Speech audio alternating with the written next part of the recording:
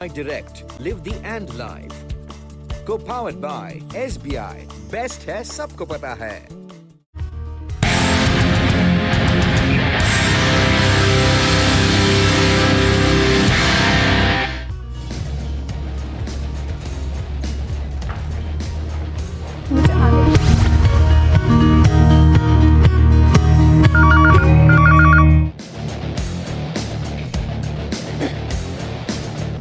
Iran Israel के बीच तनाव बाजार पर पड़ा भारी। निफ्टी करीबन 250 पॉइंट से ज्यादा फिसलकर 24,600 के करीब। वहीं बैंक निफ्टी भी 600 पॉइंट से ज्यादा फिसला।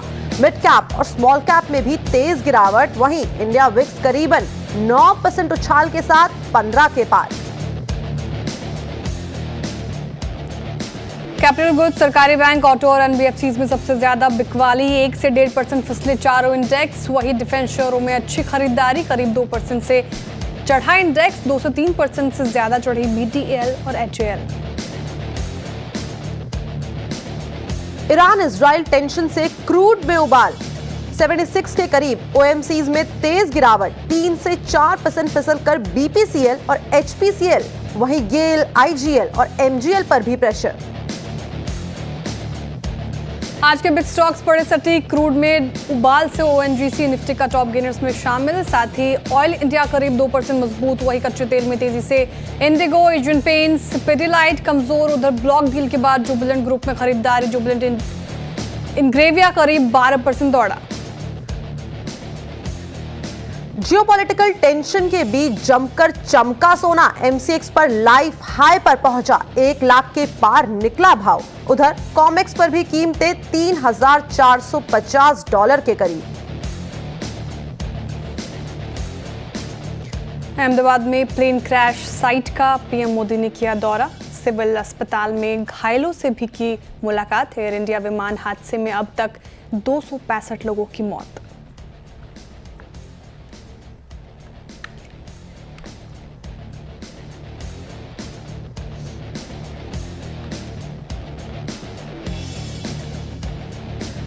नमस्कार, मोतीलाल ओसवाल स्टूडियोज में आप सभी का स्वागत है। मैं हूं आपके साथ कंचन नौटियाल। मेरे साथ है मेरी सहयोगी श्रेया ठाकुर और आज के मार्केट गेस्ट अमित सेठ सर। मार्केट की बात करी जाए तो ब्रॉडर मार्केट में हमें एक तेज गिरावट देखने को मिल रही है। वहीं डर का इंडेक्स यानी कि इंडिया विक्स में भी हमें एक तेज उछाल देखने को मिल रहा है। काफ़ी सारे कंसर्न्स इस टाइम पे मार्केट के अंदर बने हुए हैं, चाहे हम जियोपॉलिटिकली ले लें, चाहे इस टाइम पे हम इंडेक्स वाइज बात कर लें, अपने डोमेस्टिक मार्केट की बात करें। लेकिन मेजरली हम बात करें मार्केट की तो जो जियोपॉलिटिकल टेंशन चल रही है उसका सीधा रिफ्लेक्शन आज हमें अपने बाजार में आता हुआ दिखाई दिया है। लेकिन क्या ये गिरावट वापस से खरीदारी का मौका है, ये एक बार अमित सर से जान लेते हैं। Amit sir, first of all good morning. और क्या लग रहा है कि जो हमें बाजार में गिरावट देखने को मिल रही है, चाहे हम सेक्टर स्पेसिफिक बात करें, स्टॉक स्पेसिफिक बात करें, एक हमें मोमेंटम बनता हुआ दिखाई दे रहा है, whether it's upside whether it's a down side. जहां पे हमें गिरावट देखने को मिल रही है, क्या यहाँ पे चेरी पिकिंग करने का टाइम है? ब्रॉडली क्या स्ट्रैटेजी अपनाएं? जी good morning Kanchan ji, good morning Shreya ji, and morning to all the viewers. Kanchan ji, आपने बिल्कुल सही कहा कि मेरे हिसाब से तो ये एक if you are a long term investor, अगर आप सिप में बिलीव करते हैं तो I think it's an opportunity. पिछले 6 महीनों में हमने जब फॉल आ रहा था इंडियन इंडेक्सेस में, that was due to local problems. लेकिन अभी ये जो फॉल आ रहा है, I think that is primarily due to global geopolitical situation, और हमारे चार्ट्स के चलते यहाँ पे प्रॉब्लम नहीं है। डेफिनेटली 25,100 25,200 एक हमारा सप्लाई जोन और रेजिस्टेंस है, वो टेक आउट हो जाएगा तो I think bull market will start running once again. In the meanwhile, जैसे कि हम काफी दिनों से देख रहे हैं, ब्रॉडर रेंज मार्केट का अभी भी 24,500 ऑन द डाउन साइड और 25,100 ऑन द अप साइड है। और जितना कंसोलिडेशन नजर आ रहा है, this is a positive consolidation. तो जहां भी अच्छे काउंटर्स है, जैसे डिफेंस है, आईटी है, पीएसयू बैंक्स हैं, बढ़िया क्वालिटी के स्टॉक्स हैं, ये हमें डिप में मिले तो I think for long term investment और even short to medium term investment हमें इसमें पोजीशन ही बनानी चाहिए। हमारा क्रूशियल मेक और ब्रेक एरिया है, that is 50 day exponential moving average, जो कि 24,370 24,400 के आसपास आता है। तो अगर कोई एकदम पोजिशनल है तो I think that is the level to watch. और हम देख रहे हैं कि बार बार वो लेवल, और इवन आज के सत्र में भी काफी अच्छी तरह से डिफेंड हुआ। आगे चल के अगर जियोपॉलिटिकल ज्यादा खराब होता है then that is another thing, but charts हमारे यहाँ पे अभी भी परफेक्ट है। ओके तो फिलहाल ये स्ट्रैटेजी निफ्टी पर और काउंटर स्पेसिफिक मूव अपनाने की बात की गई है। ये जो मौका है आपके लिए, जो गिरावट आपके लिए एक मौका साबित हो सकता है, तो अच्छे काउंटर्स में आप निचले स्तरों से खरीदारी कर सकते हैं। हालांकि देखिए निचले स्तरों से मार्केट ने रिकवरी दिखाने की कोशिश की। 24,473 लो, वहां से थोड़ा रिकवर होकर 24,674 के लेवल पर निफ्टी कामकाज करता हुआ नजर आएगा आपको। और बैंक निफ्टी पे भी देखें तो 55,149 का इसने लो बनाया अभी तक का, वहां से रिकवर होकर 55,534 के लेवल पर कारोबार कर रहा है। अब देखने वाली बात ये होगी कि ये रिकवरी कितनी बढ़ती है कि नहीं, लेकिन ट्रेंड पॉजिटिव है। हालांकि ग्लोबल क्यूज के ऊपर रिएक्ट करेगा बाजार, लेकिन काउंटर स्पेसिफिक मूव आप अपना सकते हैं। चलिए अब शो में आगे बढ़ते हैं और फटाफट से वो नंबर लेकर आते हैं जिसके जरिए आप हमारे साथ जुड़ सकते हैं, अपने क्वेश्चन पूछ सकते हैं, पोर्टफोलियो रिलेटेड कोई भी क्वेरीज हो हमें व्हाट्सएप कीजिए इस नंबर पर। साथ ही टैग भी कर सकते हैं हमें सोशल मीडिया पर, मुझे CNBC आवाज़ को या कंचन नौटियाल को 7045220000 व्हाट्सएप नंबर, इसके जरिए आप अपने सवाल हमें भेजिए। चलिए अब देखते हैं कि सबसे पहला कॉलर हमारे साथ कहाँ से जुड़ रहे हैं। मनोज कुमार जी दिल्ली से जुड़ रहे हैं। मनोज कुमार जी सुप्रभात। नमस्कार मैम। शिपिंग कॉर्पोरेशन है 500 शेयर 215 के भाव पे। 6 महीने का लॉन्ग टर्म चाहूंगा मैं। हाँ जी, 6 महीने का व्यू है। ठीक है, आप 215 की खरीदे 223 के लेवल पर कारोबार कर रहे हैं, मामूली प्रॉफिट में हैं आप। डे हाई पर है आज शिपिंग कॉर्पोरेशन ऑफ इंडिया, पूरे ही डिफेंस पैक में खरीदारी आज हमें देखने को मिलेगी। BDL, HAL जैसे काउंटर्स में अच्छी तेजी है और ये देखिए शानदार रैली इस पूरे स्पेस में पिछले दिनों भी हमें देखने को मिली। एक महीने में करीब 29% का इसने पॉजिटिव रिटर्न दिया है। पिछले साल थोड़ा निराशा हाथ लगी थी, लेकिन अब चार्ट्स कैसा इंडिकेट कर रहे हैं अमित जी? 6 महीने के लिहाज से मनोज कुमार जी को कितना फायदा होता हुआ नजर आएगा यहाँ पे? जी श्रेया जी, पहले तो डिस्क्लेमर देना चाहूंगा कि शिपिंग कॉर्पोरेशन ऑफ इंडिया मेरे पोर्टफोलियो में है, आज से नहीं 10-15 सालों से है। So that is the disclaimer. Having said that, यहाँ पे स्ट्रक्चर मुझे पॉजिटिव लग रहा है। चार्ट ने एक अच्छा खासा राउंडिंग बेस बनाया है नीचे के लेवल्स में, लगभग 170 से 200 तक के लेवल्स पे। और उसके बाद हम देख रहे हैं बेस से जब स्टॉक बाहर आ रहा है तो यहाँ पे हाई लोज बन रहे हैं, which is indicating some sort of an up trend. सारे की मूविंग एवरेजेस के ऊपर ट्रेड कर रहा है। आज के सत्र में भी हमने देखा कि लोअर लेवल से खुलने के बाद एक अच्छी बाइंग आई और पिछले 2-3 दिनों के हाईस को भी हमने टेक आउट कर लिया और it's a very strong positive candle आज के सत्र में। और ये प्राइस एक्शन अच्छे खासे वॉल्यूम्स के साथ बैक्ड है। तो इसे होल्ड करें, 210 का एक स्टॉप लॉस लगाएं। हमारा पहला रेजिस्टेंस आता है 240-245 के आसपास। So there is a good probability कि जब तक 210 इंटैक्ट है 235 से 40 तक के टारगेट्स हम देख सकते हैं। उसके बाद हम इसे फिर रिव्यू कर लेंगे। ओके, तो इस टाइम पे शिपिंग कॉर्पोरेशन ऑफ इंडिया के अंदर आपको करके चलना है होल्ड। आज अच्छी खासी तेजी यहाँ पे हमें करीब 8% की देखने को मिल रही है और आगे का जो नजरिया है वो भी अमित सर ने बता दिया है। मूविंग फॉरवर्ड, अलवर से हमारे साथ हिमांशु जी जुड़े। Himanshu ji good morning. Good morning ma'am जी, आपका सवाल? मैम मेरे पास में 2 शेयर हैं। एक तो जियो फाइनेंस है जिसके 20 शेयर है 252 पे, और एक इरेडा है उसके 10 शेयर है 250 प्राइस पर। ओके ठीक है, और लॉन्ग टर्म पर्सपेक्टिव के लिए रखा है आपने ये? लॉन्ग टर्म है मैं, अगर मैं जियो फाइनेंस में अगर ऐड कर सकूं और किस प्राइस पे करूं तो आप बता देना। ठीक है, जियो फाइनेंस, और इस टाइम पे हम देखें तो 293 के आसपास एक कारोबार कर रहा है। मार्च के बाद यहाँ पे अच्छा खासा एक अपसाइड हमें रैली देखने को मिली और अच्छे रिटर्न भी इसने पिछले 3 महीने में इन्वेस्टर्स को दिखाए हैं, डिसेंट रिटर्न मिले हैं। और साथ में मैं एक स्टैंडर्ड डिस्क्लेमर दे दूँ, हमारी पेरेंट कंपनी है रिलायंस, तो कोई भी निवेश या फिर ट्रेड करने से पहले अपने पर्सनल फाइनेंशियल एडवाइजर से सलाह जरूर ले इस पर्टिकुलर स्टॉक के अंदर। अमित सर, क्या करना चाहिए? Jio financial service long term perspective से होल्ड किया जा सकता है? जी कंचन जी, जियो फाइनेंस को डेफिनेटली होल्ड करना चाहिए। यहाँ पे भी स्टॉक ने एक अच्छा खासा बेस बनाया, बेस बना के बाहर आया, सारे की मूविंग एवरेजेस के ऊपर ट्रेड कर रहा है। और यहाँ पे हमने देखा है कि कंटिन्यूसली हाई लोज बन रहे हैं जो इंडिकेट करता है एक अप ट्रेंड। तो हमारा जो लास्ट स्विंग बॉटम या हायर लो था दैट वाज एट 283। तो ट्रेंड के लिहाज से जब तक 283 इंटैक्ट है, लॉन्ग टर्म के लिए स्ट्रक्चर इज पॉजिटिव। आज के सत्र में भी हमने देखा कि स्टॉक ने 20 डेमा से एक अच्छी खासी पुल बैक और रिकवरी दिखाई। 2 दिन से यहाँ पे गिरावट जरूर है due to global cues, but आज के सत्र में हम 20 डेमा से एक डिमांड देख रहे हैं। तो जब तक 283 इंटैक्ट है, I think this trend is on. 283 का एक स्ट्रिक्ट स्टॉप लॉस लगाएं और इसे होल्ड करें। ओके, तो ये थी राय जियो फाइनेंशियल सर्विसेज पर। अमित सर, एक सवाल इनका इरेडा के ऊपर है। 10 शेयर्स इनके पोर्टफोलियो में, 250 रुपए की खरीद है, 170 के आसपास ये कारोबार कर रहा है, लेकिन पिछले 1 साल में इसने एक रेंज में ही कारोबार करता हुआ नजर आया है। कोई इसने पोटेंशियल अपसाइड यहाँ पे दिखाया नहीं है। क्या लगता है कि आगे चल के हमें अच्छे नंबर्स देखने को मिलेंगे? और क्या ये एक जो नंबर इस टाइम पे दिखाई दे रहा है 170 का करंट मार्केट प्राइस, यहाँ पे वापस से ऐड किया जा सकता है एवरेजिंग करने के लिए? जी, इरेडा ने बेस तो जरूर बनाने की कोशिश की है। काफी स्टॉक ने कंसोलिडेट किया नीचे के लेवल्स में, लेकिन अभी भी इसमें कन्विक्शन नहीं आ रहा है कि यहाँ पे एवरेज करें या एक पोजीशन बनाई जाए। बिकॉज हम देख रहे हैं कि स्टॉक अभी भी अपने सारे की मूविंग एवरेजेस के नीचे ट्रेड कर रहा है। रिसेंटली एक रैली जरूर आई थी, बट वंस अगेन उसने गिव अप की and it's below the crucial moving averages. Weekly chart की रेजिस्टेंस की अगर बात करें तो लगभग 185 के आसपास एक स्टिफ रेजिस्टेंस है।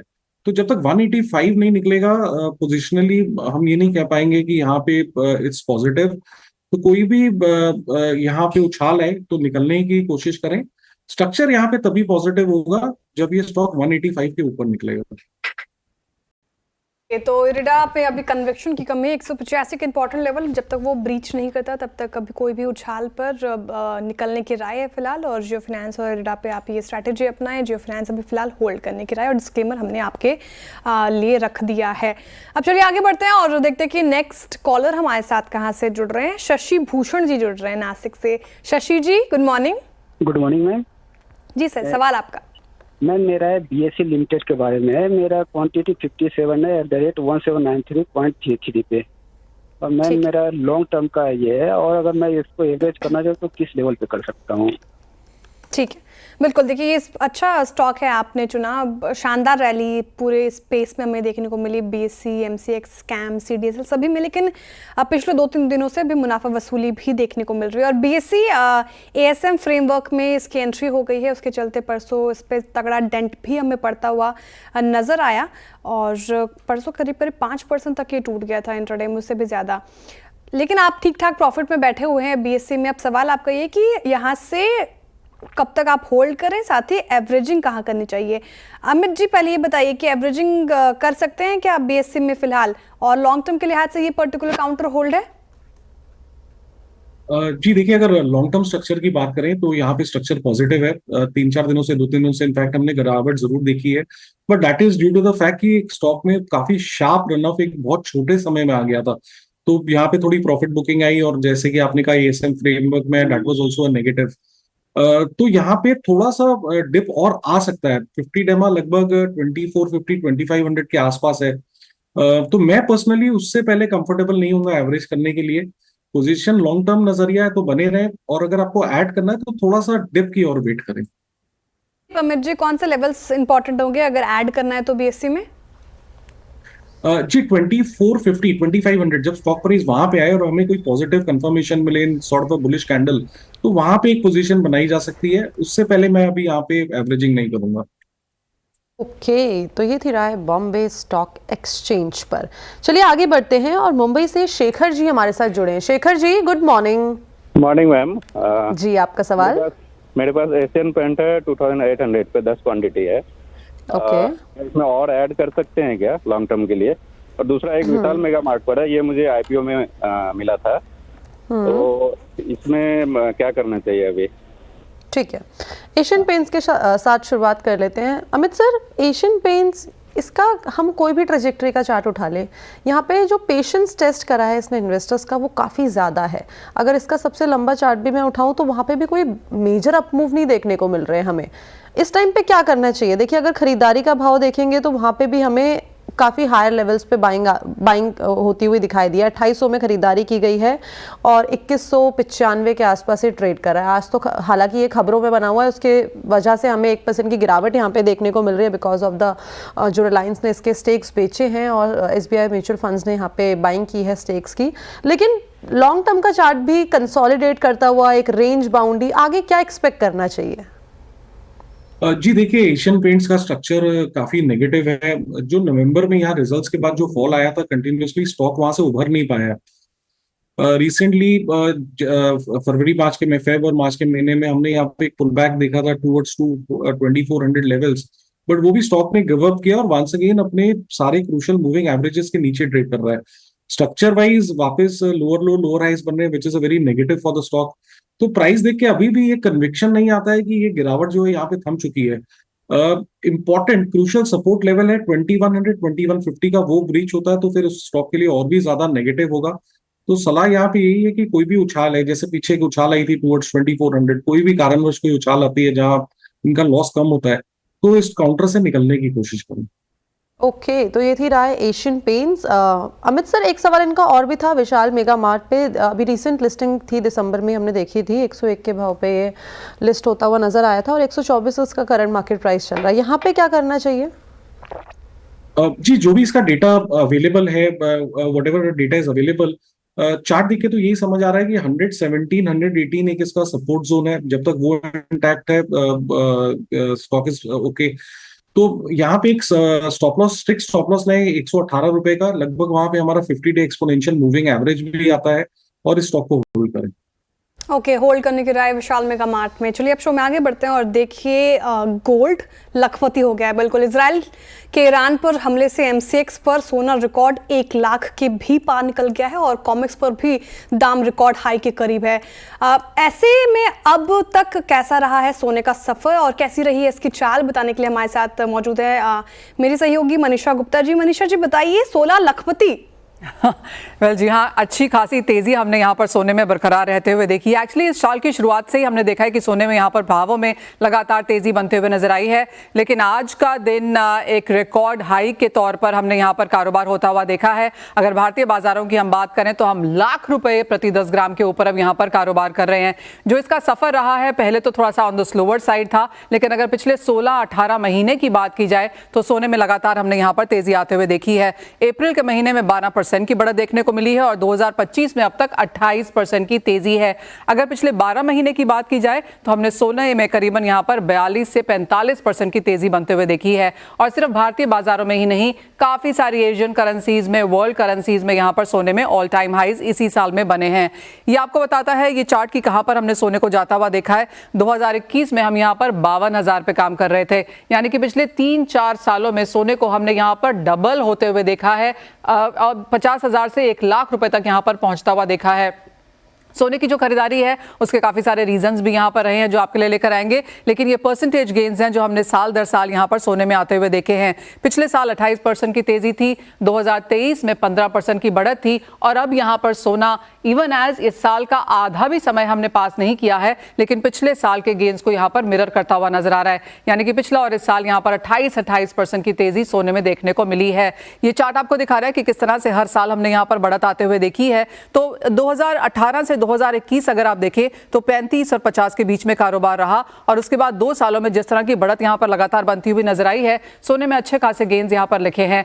लाख रुपए पर सोना ऑलरेडी कारोबार कर रहा है और काफी सारे विशेषज्ञ हमें बताते हैं कि इस साल खत्म होने के तक आप 1,07,000 तक देखेंगे, अगले साल के 1,20,000 तक के भी यहां पर लेवल्स बनते हुए नजर आ रहे हैं। यानी कि अगले 12-18 महीने भी यहां पर काफी तेजी वाले रह सकते हैं और वो इसलिए क्योंकि जियोपॉलिटिकल टेंशन काफी स्ट्रांग है। ईरान का जो इजराइल पर हमला हुआ है और शायद एक रिटेलिएशन देखने को मिल सकता है, उसका प्रीमियम प्राइसेस पे है। ट्रंप का जो टैरिफ वॉर है वो खत्म होने से बहुत बहुत दूर है, फार फ्रॉम ओवर टाइप्स, उसका भी सपोर्ट है। यूएस चीन के बीच में जिस तरह का तनाव है और साथ ही साथ डॉलर इंडेक्स जो कि 3 साल के लोज पर कारोबार कर रहा है, ये सारे के सारे फैक्टर्स यहां पर सोने को सपोर्ट कर रहे हैं। बाजार को ये भी लगता है कि यूएस इन्फ्लेशन नंबर्स जो वीकर आए हैं ये लीड कर सकते हैं कि जो अगली यूएस फेड की मीटिंग है सितंबर में, वहां पर शायद आप एक रेट कटौती होता हुआ भी देखें, उसका भी फायदा सोना फिलहाल उठाता हुआ नजर आ रहा है। बिल्कुल, तो इस साल सोना ऑलरेडी 30% से ऊपर जा चुका है और अब विशेषज्ञ ये भी मान के चल रहे हैं कि आगे भी सोने की कीमतों में हमें इजाफा देखने को मिल सकता है। बहुत शुक्रिया मनीषा जी तमाम जानकारी के लिए। चलिए इसी के साथ रुक रहे हैं छोटे से ब्रेक के लिए, लेकिन ब्रेक के उस पार आपके बहुत सारे सवालों का इंतजार।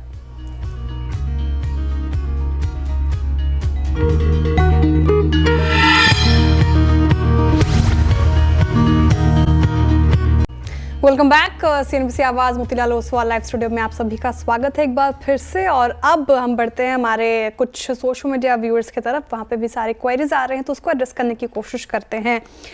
राहुल प्रजापति जी हमारे साथ जुड़ रहे हैं और ये डेली सवाल पूछते हैं और ट्रेडर्स हॉटलाइन के फैन है। वेदांता पे इनका सवाल है, स्टॉक इनके पास 300 है और 471 की इनकी खरीद है। वेदांता आज तो ठीक ठाक निचले स्तर से रिकवरी दिखा रहा है, ये लगभग 0.13% की तेजी के साथ कर रहे कारोबार। अमित जी चार्ट्स पे कैसे प्लेस? 471 की इनकी खरीद है, फिलहाल थोड़े लॉस में है, करना क्या चाहिए अब इनको? यहाँ से एग्जिट की राय होगी या फिर होल्ड कर सकते हैं? नहीं जी, वेदांता होल्ड ही करना चाहिए। यहाँ पे स्ट्रक्चर में प्रॉब्लम नहीं है।